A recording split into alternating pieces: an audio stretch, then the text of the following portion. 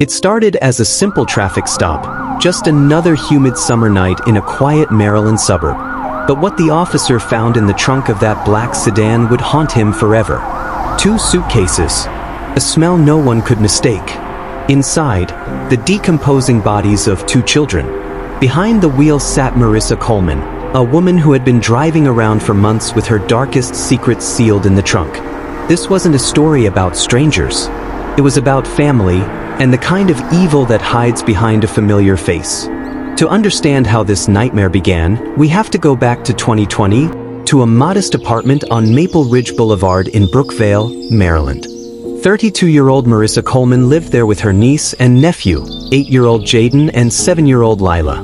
Their mother, Danielle, had fallen on hard times, job loss, eviction, bad luck, and asked her sister, Marissa, to watch the children for a few months until she got back on her feet.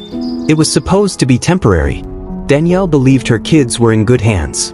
Marissa was family, responsible, calm, and seemingly dependable. But beneath that calm surface, something was breaking. Marissa was struggling, emotionally and financially. Bills stacked up, eviction notices came in, and her mental health declined rapidly. Neighbors described loud arguments late at night.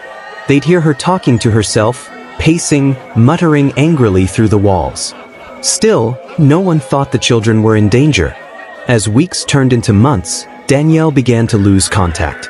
Calls went unanswered. Messages stopped being read. When she did manage to speak with Marissa, the excuses always sounded believable. They're doing fine. They're sleeping. They're at school. But there was no school. There were no playdates, no birthdays, no signs of the children anywhere.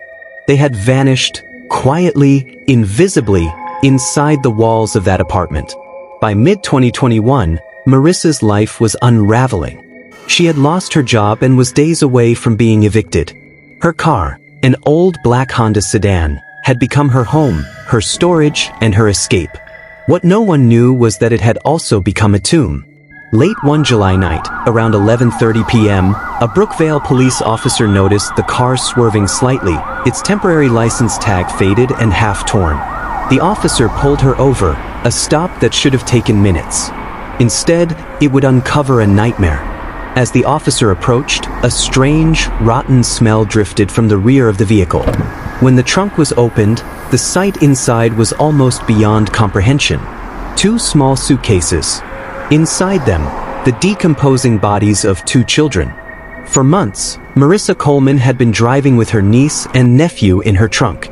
She had eaten in that car, slept in it, parked outside convenience stores, motels, and quiet suburban streets, never once letting anyone get too close.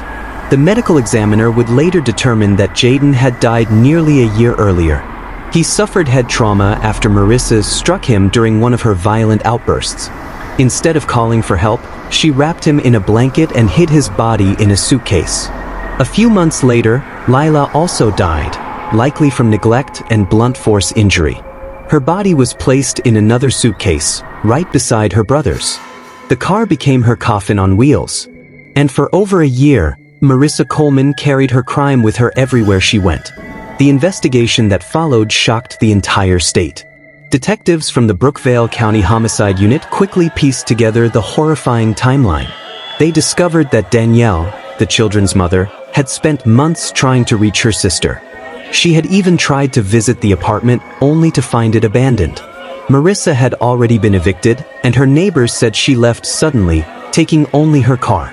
Nobody knew what was inside it. Over time, Marissa moved from place to place, sleeping in parking lots, behind gas stations, and near wooded areas. Some who encountered her described her as quiet, polite, and withdrawn. No one suspected that she was hiding 2 bodies in her trunk. The forensic evidence confirmed what detectives feared. The children had died months apart. The temperature inside the car during the summer reached lethal levels of decomposition, leaving investigators with little to identify beyond bone and fabric. Every detail of the case painted a picture of slow, chilling decay, both physical and psychological. Marissa had grown detached from reality, living in denial, convincing herself that as long as she didn't confront it, it wasn't real. When questioned, she gave inconsistent statements. She claimed the deaths were accidents, then later said she didn't want to go to jail. For investigators, the motive didn't matter anymore. What mattered were the two children who'd been failed by everyone around them, by family, by neighbors, by the system that never checked in. When news of the arrest broke, Brookvale went into collective shock. A woman driving around for a year with two dead children. It sounded like something out of a nightmare. But it was real. Marissa Coleman was charged with 2 counts of first-degree child abuse resulting in death, 2 counts of neglect, and concealing a corpse. During court hearings, she appeared emotionless, staring straight ahead as prosecutors described the months she spent living with the evidence of her crime. There were no tears, no visible remorse, just silence. Her sister, Danielle, sat in the courtroom, sobbing. She had trusted Marissa completely. She had believed every lie, every reassuring text, and every excuse. The community's grief turned to anger. How could this happen unnoticed? How did no one realize that 2 children had vanished? Where were the welfare checks, the school attendance alerts, the neighbors' concern? Candlelight vigils began to appear across Brookvale. Small crowds gathered, holding stuffed animals and signs with messages like "Justice for Jaden and Lila," and "They deserved more." People wept for children they never met, because their story represented a kind of evil that felt too close to home. By the end of the trial, Marissa Coleman was convicted and sentenced to life in prison.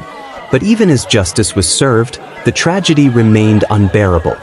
2 young lives, full of promise, laughter, and innocence, were gone forever. The aftermath lingered long after the verdict. Neighbors couldn't stop thinking about how they missed the signs. Parents hugged their children tighter.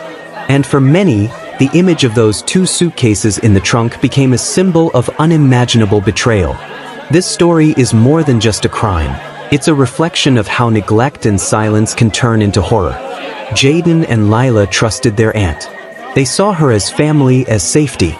But sometimes, the people we trust most are the ones capable of the greatest harm. This tragedy forces us to ask painful questions. How many children are suffering behind closed doors right now?